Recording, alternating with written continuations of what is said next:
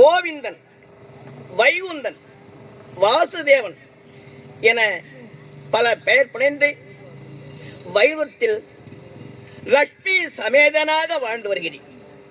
ஒரு நேரத்தில் சோமுகாசுரன் என்னுடைய மகன் கரத்தில் இருக்கும் ரிக்கு, யஜூர், சாமம், அதர்வனம் என்று சொல்லக்கூடிய 4 வேதங்களையும் கவர்ந்து சென்று விட்டான். என்ன செய்து என் மகன் ஓடி வந்து என்னிடத்தில் முறையிட்டான். தந்தையே,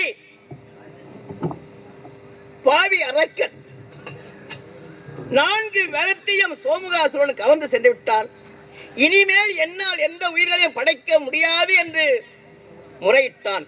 பிரம்மதேவன், மகனே அழ வேண்டாம் என்று சென்றேன் பார்க்கடலுக்குள். இருவரும் மோதினோம். எனக்காக பயந்து ஓடினான் பார்க்கடலுக்குள். மச்ச அவதாரம் எடுத்து சோமுகாசுரனை அழித்தேன்.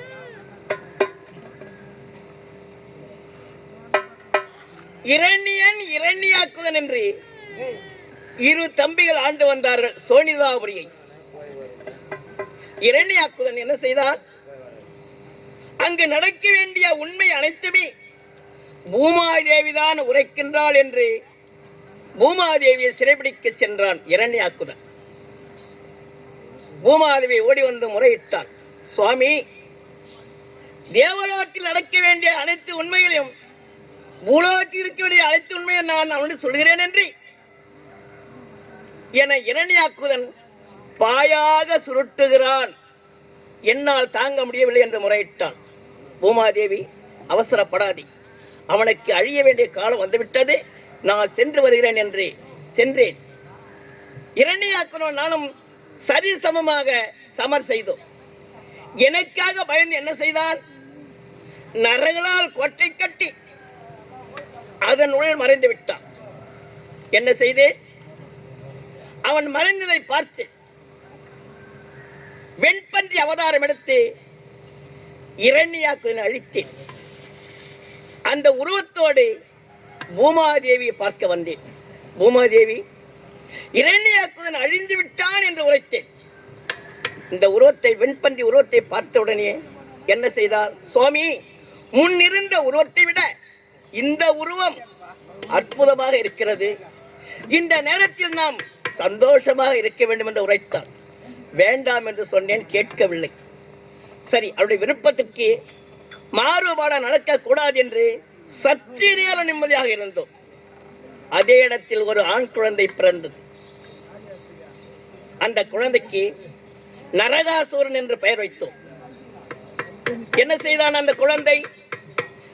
தாயை பார்த்து சிரிக்கின்றான், என்னை பார்த்து முறைக்கின்றான். சுவாமி, என்னை பார்த்து சிரிக்கின்றான் இந்த குழந்தை, உன்னை பார்த்து முறைக்கின்றானே என்று கேட்டாள். பூமாதேவி, எதிர்காலத்தில் என்னுடைய கரத்தால் மாற வேண்டியவன் ஆகையினால் என்னை பார்த்து முறைக்கின்றான், உன்னை பார்த்து சிரிக்கிறான் உரைத்தேன். இந்த செய்தி தெரிந்தது இரண்யனுக்கு. ஓடி வந்தான், என்னோடு சமர் செய்தான். அவனை எப்படி மடிப்பது என்று யோசனை செய்தேன். ஏன், அவன் வாங்கிய வரம் என்ன? இரவிலும் இறப்பு என்பது வரக்கூடாது, பகலிலும் இறப்பு என்பது வரக்கூடாது, எந்தவித ஆயுதத்தாலும் நான் இறக்கக்கூடாது, ஆண் வர்க்கத்தாலும் நான் அழியக்கூடாது, பெண் வர்க்கத்தாலும் அழியக்கூடாது, எனக்கு உள்ளேவும் சாவு இருக்கக்கூடாது, வெளியவும் இறப்பு இருக்கக்கூடாது என்று வரத்தை பெற்றுவிட்டான். என்ன செய்வது? இவனை அழிக்க வேண்டுமே என்பதற்காக இதற்கு முன்பு பிரகலாதன் பிறந்தான். ஒப்பற்ற மகன், ஒரே ஒரு மகன். தந்தை பெயரை சொல்லத்தான் மகன் பிறப்பது. தன்னுடைய தந்தை பெயரை சொல்ல மறுத்துவிட்டான். அரிநமோ நாராயணா என்ற வார்த்தை தான் வருகிறது தவிர இரண்யாய நமக என்ற அவனுடைய நாவினால் வரவே இல்லை. அவனுக்கு பல இன்னலை கொடுத்தான், வாட்டி வரைத்தான், மதம் கொண்ட யானை கொண்டு மிதிக்க செய்தான். காப்பாற்றினேன். தன்னுடைய தாய் கரத்தாலே நீலாவதி விஷத்தை கொடுக்கும்படி உரைத்தான் இரண்யன். விஷத்தை கொடுத்தாள். ஏன்? கணவன் வேண்டுமே. ஒரு பிள்ளை என்றால் இன்னொரு பிள்ளை பெற்றுக் கொள்ளலாம், கணவனை பார்க்க முடியாதே என்று விஷத்தையே கொடுத்தாள் நீலாவதி. அந்த இடத்தில் காப்பாற்றினேன். ஆத்திரம் அதிகமாக பிறந்தது இரணியனுக்கு. அரிணமோ நாராயணா நாராயணன் உரைக்கின்றாயே, அந்த நாராயணன் எங்கிருக்கின்றான் என்று கேட்டான் இரணியன். அதற்கு பிரகலாதன் உரைத்தான், அந்த ஆண்டவன் நாராயணன் தூணிலும் இருப்பார் துரும்பிலும் இருப்பார் என்று உரைத்தார். என்ன செய்தான் இரணியன்? இந்த தூணில் இருப்பானா உந்தன் அரி என்று கேட்டான். இந்த தூணில் இருக்கின்றார் என்று பிரகலாதன் உரைத்தான். அடித்தான் ஓய்.